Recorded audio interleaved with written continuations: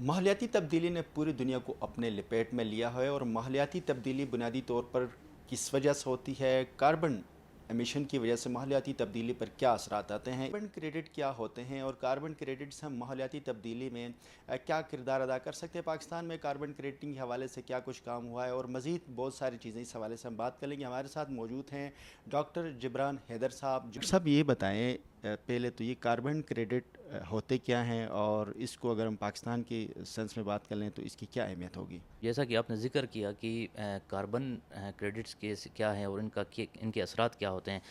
Global warming और climate change की वजह से पूरी दुनिया को शदीद खतरात लाहक हैं, आपको पता है, जिसकी वजह से आपके टेम्परेचर जो अर्थ का टेम्परेचर है वो राइज़ हो रहा है। इसके अलावा हमारे ग्लेशियर्स मेल्ट हो रहे हैं, ड्राउट्स आ रहे हैं, स्टॉर्म्स आ रहे हैं और वेदर हमारा बड़ा प्रेसिडेंटेड है। इसके अलावा जो आपकी जो क्लाइमेट चेंज है इसकी वजह से एक्सट्रीम वेदर्स के अलावा आपके फूड सिक्योरिटी को भी बड़ा थ्रेट है। इसके अलावा हमारी जो बायोडाइवर्सिटी है उसका भी बहुत ज़्यादा लॉस होता है। तो ये शदीद ख़तरात लाहक हैं। इसको पूरी अक़वाम आलम ने मिल के सोचा कि दुनिया को ये क्लाइमेट चेंज और ग्लोबल वार्मिंग की वजह से शदीद ख़तरात लाहक हैं, तो इसके लिए क्या किया जाए। तो इस मुख्तलिफ़ ममालिक ने मिल के एक कुछ इंटरनेशनल एग्रीमेंट्स पे साइन किया और इत्तेफाक किया कि हम इसको कंट्रोल करेंगे। इसमें जो सबसे पहला जो सबसे अहम जो इस पे एग्रीमेंट है वो हमारा क्योटो प्रोटोकॉल है। इसके अलावा पेरिस एग्रीमेंट है जिसमें डायरेक्ट इन चीज़ों को एड्रेस किया गया है। कार्बन ट्रेडिंग एक चीज़ है कि कार्बन और का ग्रीन हाउस गैसेस की लेन देन उसकी ट्रेड के टर्म को हम कार्बन ट्रेडिंग कहते हैं। कार्बन ये है कि दुनिया में मुख्तलिफ ममालिक इंडस्ट्रीज़ और कंपनीज़ को एक लिमिट दी गई हुई है, एक लिमिट की दिया गया हुआ है कि वो सर्टेन इमिशंस इस लिमिट तक कर सकते हैं। अगर कोई इदारा या कोई मुल्क की इमिशन लेवल इमिशन जो है वो लो है, तो वो इसको किसी और इदारे को, किसी और मुल्क को फ़रोख्त कर सकता है। या कोई कंपनी या कोई इंडस्ट्री अपने कार्बन ज़्यादा प्रोड्यूस कर रहा है और उसको कंट्रोल करने के लिए वो किसी और से कार्बन ले सकता है, तो इसको कार्बन ट्रेडिंग का नाम दिया गया है। पाकिस्तान की अगर हम सेंस में बात कर लें तो पाकिस्तान में अभी तक कार्बन क्रेडिट के हवाले से कोई काम हुआ है या पाकिस्तान में इस पे काम करने के लिए हम क्या नौयत इख्तियार कर सकते हैं, कैसे इसमें बेहतरी लाई जा सकती है। अब पाकिस्तान इस मामले में बहुत ज़्यादा इंटरेस्टेड भी है और बड़ा एक्टिवली काम कर रहा है, क्योंकि हम ये जो नेचुरल डिज़ास्टर से इसके ज़्यादा हम इफ़ेक्टिव हैं। तो इस सिलसिले में पाकिस्तान की अपनी कमिटमेंट्स हैं। पाकिस्तान ने कमिट किया हुआ है कि 2030 तक अपने रिसोर्स के ज़रिए 15% ग्रीन हाउस गैसेस की रिडक्शन करेगा। इसके साथ साथ एडिशनली अगर पाकिस्तान को इंटरनेशनल एड मिलती है, कहीं सपोर्ट मिलती है, तो पाकिस्तान ये 30% मज़ीद अपने ग्रीन हाउस गैसेस की एमिशंस को रिड्यूस करेगा। कुल मिला के 50% ग्रीन हाउस गैसेस की एमिशन को रिड्यूस करने का हमारा एम है और हमारे ऑब्जेक्टिव्स हैं, और हमारी जो ऑब्जेक्टिव्स और हमारी जो नेशनल पॉलिसीज़ बनी हुई है वो सारी इसके मुताबिक अलाइन है। इसमें 60% हम रिन्यूएबल एनर्जी की तरफ शिफ्ट करेंगे। इसके साथ साथ हम 30% 2030 तक इलेक्ट्रिक व्हीकल्स पर शिफ्ट करेंगे और हम जो इम्पोर्टेड कोल है उसकी यूज़ पे भी बैन लगाएंगे। ये हमारी कमिटमेंट्स हैं 2030 तक।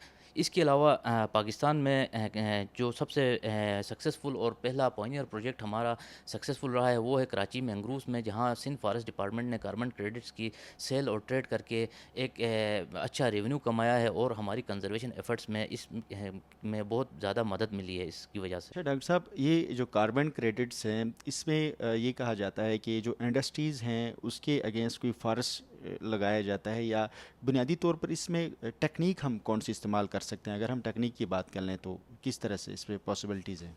इसमें ये है कि सर तमाम इंडस्ट्रीज़ की जो कार्बन कैपिंग है या कार्बन लिमिट्स हैं उसकी सर्टिफिकेट्स उनको कार्बन कैपिंग कहते हैं, कार्बन कैप्स उनको पता है। अगर एक इंडस्ट्री अपने जो अलाउड इमिशंस है उससे ज़्यादा अगर वो इमिट कर रही है कार्बन या ग्रीन हाउस गैसेस, तो वो कहीं सेल किसी और ऐसे इदारे से या किसी ऑर्गेनाइजेशन से जो कार्बन पे काम कर रहे हैं और कार्बन क्रेडिट्स जनरेट कर रहे हैं उनसे सेल एंड परचेज़ कर। इस सिलसिले में आप फॉरेस्ट उगाकर भी कार्बन के एक्सप्लोर कर सकते हैं। अच्छा, अगर गिलगित बल्तिस्तान जैसे इलाके हैं, अगर वहाँ पर हम इस कॉन्सेप्ट के ऊपर काम कर ले तो हमारे पास बड़ी स्पेसेस है, तो आपकी क्या सजेशन है वहाँ पर हम किस बुनियाद के ऊपर इस फील्ड की अगर कोई काम की जाए तो क्या पॉसिबिलिटीज़ वहाँ पर हैं।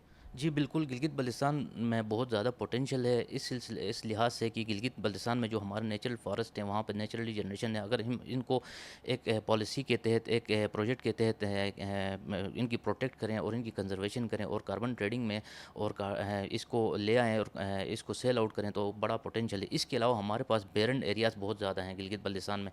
اگر ان بیرن ایریاز کو ہم ڈیولپ کریں، یہاں پہ ہم پلانٹیشنز اور میگا پلانٹیشنز ڈیولپ کریں اور انپٹس دیں اور وہاں سے کاربن کریڈٹس جنریٹ کریں تو اس سے ماحول میں ہماری امپرومنٹ ہوگی. اس کے ساتھ ساتھ ہمیں ایک اچھا ریونیو بھی یہاں سے ہم جنریٹ کر سکتے ہیں جو ہماری لوکل لوگوں کی سوشیو اکنامک کنڈیشن کو بھی اپلفٹ کر سکتا ہے اور ہمارے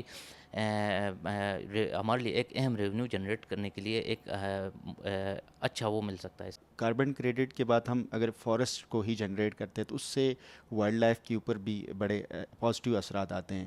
اگر ہم گلگت بلتستان میں اگر ہم اس طرح کی کوئی فارسٹریشن ہو جاتی ہے تو وہاں پر خاص کر کون سے وائلڈ لائف ہے جس میں مزید بڑھ سکتے ہیں، یا آپ کیا سمجھتے ہیں کہ وائلڈ لائف کے اندر اس کا ایک پازیٹیو امپیکٹ بھی آ جائے گا؟ جی بالکل، اصل میں جب ہم یہ کنزرویشن کرتے ہیں اپنے ریسورسز کی تو اس سے ہماری جو بایو ڈائیورسٹی ہے وہ انہانس ہوتی ہے، بایو ڈائیورسٹی پروٹیکشن ہوتی ہے.